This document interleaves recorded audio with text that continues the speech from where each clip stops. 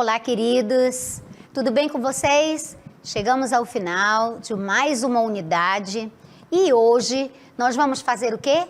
Vamos revisar os conhecimentos adquiridos durante a unidade. Então vamos para a nossa aula de revisão e em seguida, as duas revisões faremos a nossa avaliação. Vamos lá?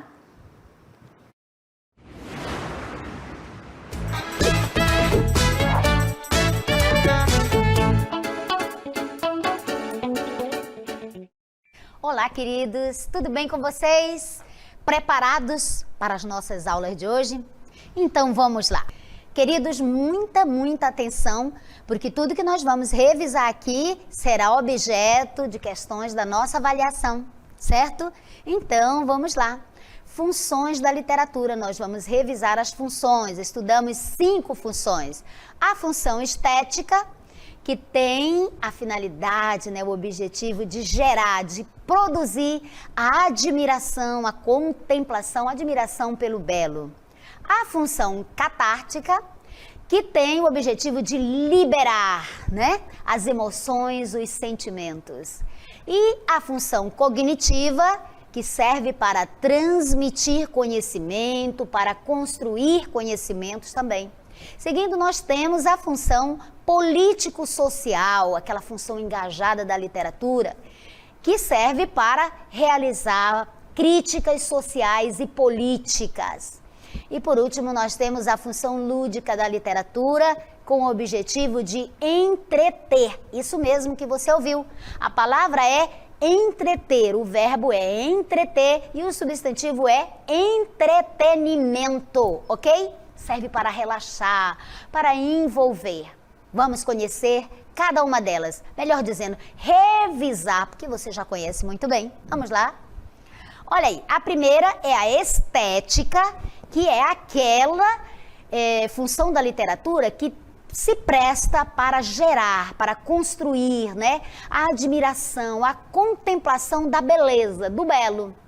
Isso vai se relacionar ao emprego de quê, meus amores? Ao emprego adequado, da metrificação do poema, do ritmo, da rima, das figuras de linguagem e também da articulação, da construção dos personagens, da estruturação do enredo na prosa, Entre outros elementos. Então, a função estética, o que acontece nela? O autor, o poeta, escolhe, seleciona dentre o vocabulário da língua, no caso da nossa língua portuguesa, para construir o poema ou construir um conto, uma novela, um romance. Ele seleciona as palavras que ele quer, no caso da poesia, e ele elabora o poema arranjando estas palavras de forma que rimem, que o metro saia perfeito, que tenha aquelas sílabas poéticas, corretas, todas, encadeadas. Enfim, ele trabalha a língua, de maneira a produzir esta função poética da literatura, essa contemplação, essa admiração do belo. Então, falou em beleza, em o belo da literatura, pense na função estética, na contemplação do belo, da beleza, ok? Que é conseguida através da estruturação das palavras no poema ou na prosa, na novela, no conto, através do arranjo das palavras ali, com a metrificação, com a rima, com o ritmo. Feito? Vamos para a próxima. Nós temos, vamos ilustrar então aí, amor é fogo que arde sem se ver. Gente, faço questão que vocês leiam aí comigo, tá bom? Eu leio aqui, você lê aí, do nosso grande poeta Luiz Vaz de Camões. Vamos definir o amor com Camões, ele já definiu. Nós vamos aqui apreciar, ver a beleza desse poema. Amor é fogo que arde sem se ver. É ferida que dói e não se sente. É um contentamento descontente, é dor que desatina sem doer. É um não querer, mas que bem querer, é um andar solitário entre a gente. É nunca contentar-se de contente, é um cuidar que se ganha em se perder. É querer estar preso por vontade, é servir a quem vence, o vencedor. É ter com quem nos mata, lealdade. Mas como causar pode seu favor nos corações humanos amizade, se tão contrário em si é o mesmo amor?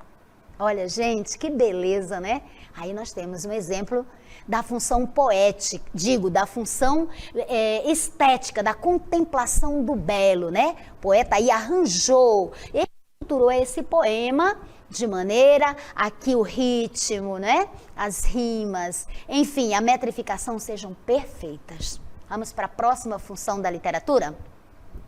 A função catártica. Olha, na função catártica, né, nós vamos primeiro entender o que é a catarse. A catarse vem do grego, né, os gregos acreditavam que por meio do teatro, né, dos dramas, da tragédia, por exemplo, eles acreditavam que expurgavam aqueles sentimentos ruins que inundavam o ser humano. Então a catarse é essa espécie de descarga, de expurgo emocional que provoca no leitor ou no escritor um certo alívio dessa tensão, dessa ansiedade psicológica ou moral que o ser humano, independente de quem quer que ele seja, sente. Todo ser humano sente isso, correto? Então, uma das funções da literatura, a função catártica, se presta para isso, para promover essa descarga emocional. Ou seja, ao vivenciar estas emoções, nessa descarga dessa emoção, dessa tensão, desses sentimentos ruins, dessa ansiedade psicológica ou moral, né, que é transmitida pelos personagens das narrativas, né, isso na prosa, ou pelo poema, na poesia, o que acontece com o leitor? O leitor ou o escritor estaria assim, dessa forma, descarregando as suas próprias tensões, os seus medos, as suas frustrações, né? A sua ansiedade, a sua angústia. E dessa forma, ele vai se libertando, se purificando, fazendo essa catarse destas emoções negativas. Isso feito, vamos lá ter um exemplo. Vamos ver um exemplo de um poema que provoca essa catarse, não é? Esta purificação dos sentimentos ruins que estão dentro da gente. Vamos rever aí um poema de Fagundes Varela, Cântico do Calvário, que ele construiu para homenagear. É uma elegia, um poema triste, não é? Que ele fez por ocasião da morte do filho dele de 11 meses. Vamos lá, gente. Olha aí, em memória do filho dele, né, morto há 11, tá? Vamos lá. Eras na vida a pomba predileta, que sobre um mar de angústias conduzia o ramo da esperança. Eras a estrela que entre as névoas do inverno cintilava, apontando o caminho ao pegureiro. Eras a messe de um dourado estio, eras o idílio de um amor sublime, eras a glória, a inspiração, o porvir de teu pai. Ah, no entanto, pomba, varou-te a flecha do destino. Astro, engoliu-te o temporal do norte. Teto, caíste. Crença, já não vives. Correi, correi, ó lágrimas saudosas, legado acerbo da aventura extinta.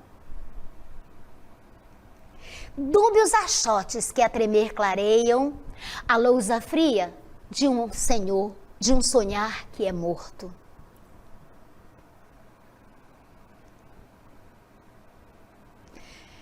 Em mim provoca essa catarse, eu não sei em você, mas em mim, sabe, eu expurgo toda dor, toda angústia que eu sinto.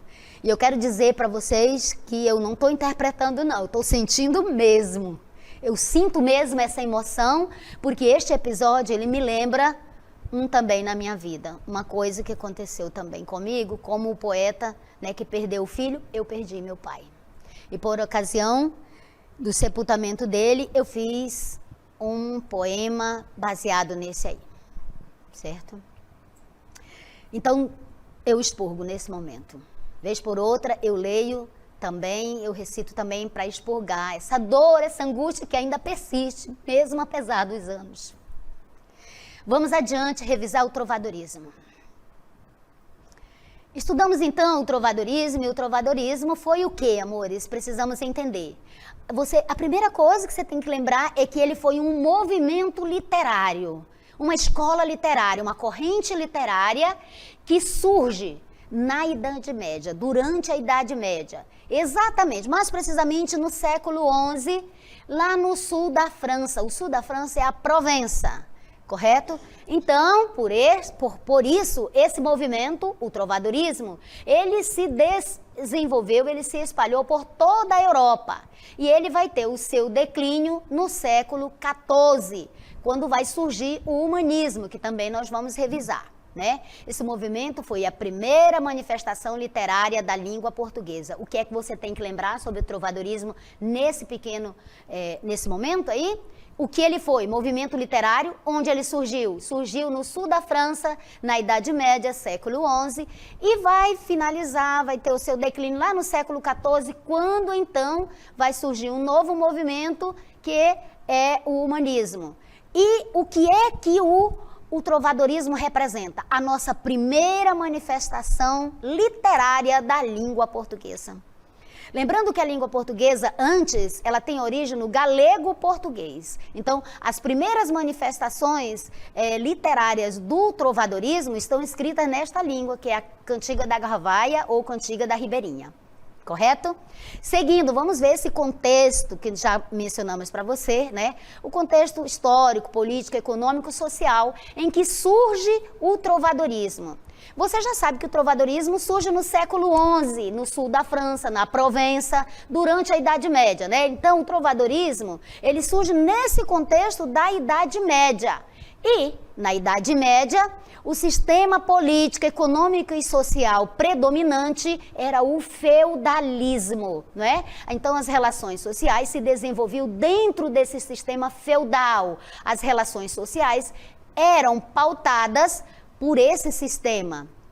E as relações sociais, políticas, econômicas, elas vão se transferir para a literatura, para o trovadorismo. Elas vão ter um paralelo lá, que é a questão do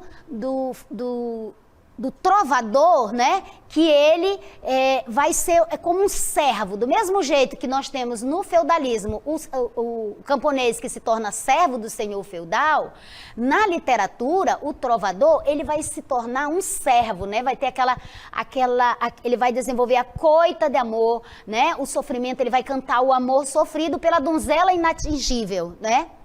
Então, vamos lá, que é a vassalagem amorosa. Então, ele vai se iniciar, já sabemos, no século XI, né? Com a queda. Tem aí um fato histórico muito importante, né? Que está no contexto de surgimento do trovadorismo, exatamente a queda do Império Romano. Quando é que se dá isso? Quando a Europa foi invadida pelas hordas bárbaras, né? As invasões bárbaras. Muito bem. Ainda sobre o trovadorismo, nós precisamos revisar as principais características. Vamos revisar? Olha aí. Então, nós temos a união da música e da poesia, não é? Lembrando, gente, essa é uma característica importantíssima no trovadorismo. Poesia e música, ou seja, a letra e o som estavam juntos. As poesias eram escritas, cantadas, não é? Com um instrumento. Então, união da música e da poesia. Falou em trovadorismo, pensa nisso. Recitação, né? Porque era oral, dos poemas com acompanhamento musical. E outra característica é que a produção literária do trovadorismo são as cantigas, de dois tipos, né? Cantigas líricas e cantigas satíricas. Nas cantigas líricas, nós vamos ter, né, a expressão dos sentimentos, das emoções, e percepções do autor.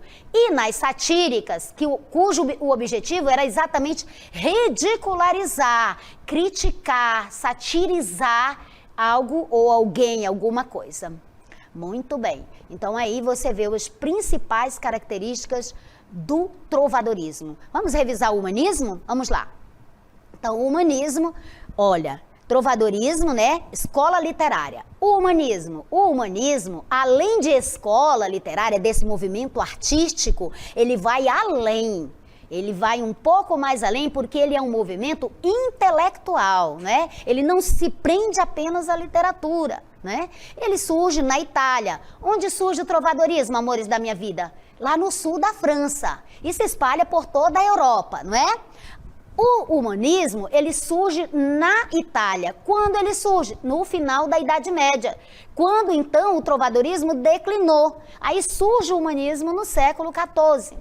E ele vai alcançar o seu pleno desenvolvimento, a sua maturidade, exatamente no Renascimento. Então, humanismo e Renascimento, né, que é o renascer das artes, das ciências, da cultura, estão basicamente ligados. O foco, a ênfase dos humanistas, né, dos autores humanistas, era o ser humano, o homem, né? Pode passar? Isso, o fato deles focarem no ser humano, afastava todos os humanistas do teocentrismo, que era o princípio dirigente, né? O princípio medieval. O pensamento medieval era teocêntrico. Você lembra? Deus no centro de tudo. Para mim, ele ainda continua. No centro de tudo. Então, os humanistas, eles procuram resgatar uma visão antropocêntrica do ser humano, o homem no centro de tudo, o homem decidindo o seu destino, tomando as rédeas do seu destino nas mãos, não é? E essa visão antropocêntrica, ela é resquício, ela é uma característica da cultura greco-latina. Vamos ver o humanismo em Portugal. Em Portugal, né, o humanismo, e você tem que lembrar que o humanismo, não só em Portugal, mas de uma forma geral, ele representa exatamente isso. Olha, uma transição entre o trovadorismo e o classicismo. Ele representa isso, esse período que vai, né, da Idade Média para a Idade Moderna. Lembre-se disso, o humanismo, e lá em Portugal ele vai representar exatamente isso. Vai marcar a transição da Idade Média para a Idade Moderna, né? Ele faz essa ponte entre o trovadorismo e o classicismo. Ele é esse meio termo. Ele representa isso. E vai ser caracterizado pelo crescimento das cidades, o enfraquecimento do feudalismo, você lembra o sistema político, econômico e social, né, que preside a Idade Média, que ocorre na Idade Média. Então, o humanismo representa esse enfraquecimento dessa antiga ordem do feudalismo, porque ele está lá no final da Idade Média. Então, a Idade Média é caracterizada pelo feudalismo, né, do ponto de vista político, econômico e social, do ponto de vista literário, pelo trovadorismo, e aí, no finalzinho, nós já temos o surgimento na Itália, no século XIV, do humanismo. E lá em Portugal, ele representa isso. Então, durante essa mudança, né, o teocentrismo foi abandonado, né? Então, no humanismo nós temos o antropocentrismo, é o homem no centro de tudo, e o princípio de Deus no centro de tudo, do teocentrismo foi abandonado, né? Então, busca-se no humanismo esses valores, esses princípios relacionados às próprias possibilidades do ser humano de se desenvolver, gente. Isso vai se dar por conta do desenvolvimento das ciências. Então, o maior autor humanista em Portugal vai ser Gil Vicente, que vai escrever 44 peças, entre elas uma famosíssima, A Farsa de Inês Pereira, isso em 1523, né? A Inês, que era amante do rei, que o sogro mandou matar, né? E depois ela foi rainha depois de morta. Aí ele conta toda essa história. Vamos adiante ainda? Nós temos aí as características do teatro de Gil Vicente. Nós temos que ele retrata a sociedade portuguesa, né, com esse teatro de costumes. Ele faz uma violenta crítica social da sociedade portuguesa, né, que era hipócrita. A obra dele tem caráter universal e, obviamente, como um homem do humanismo, né, do século XIV, ele sofre, sim, a influência do antropocentrismo, dessa doutrina que prega o homem e as suas realizações, a natureza humana no centro de tudo. Isso que é valorizado. Então, esse teatro ele se dá nesse contexto do Renascimento. Temos a presença de temas da cultura popular também. Então, veja, alta cultura e cultura popular. Os personagens ou as personagens deles são caricaturadas e alegóricas para representar essa crítica que ele faz da sociedade. Então, o padre, né? O comerciante, enfim. A freira que não guardava seus votos, o padre que não guardava seus votos, por aí vai. Perfil psicológico das personagens, ele traçava bem, né? A presença do humor e da comicidade, né? O humor ali nas farsas, né? E elementos alegóricos e místicos. Lembra? Ainda persistiam alguns traços do teocentrismo. Então, ele era um humanista, ele era um homem das ciências, mas algumas coisas, né, para retratar o popular, no popular, né, no povo tinha o misticismo. Caráter moralizante e satírico. O teatro de Gil Vicente tem essa natureza, é para moralizar, né, e satírico porque satirizava a hipocrisia da sociedade. A temática que ele trazia temas pastoris, temas cotidianos do dia a dia, temas profanos e temas religiosos, certo? Então, temas do mundo mesmo e temas da religião. Veja aí, então, a soma que ele fazia, tá bom? Amores, essa foi a nossa revisão, espero que vocês tenham anotado as dúvidas, não é? Para revisar um pouco mais, para verificar aquilo que você não entendeu. Essa é a nossa revisão, espero que vocês tenham gostado. Até a próxima.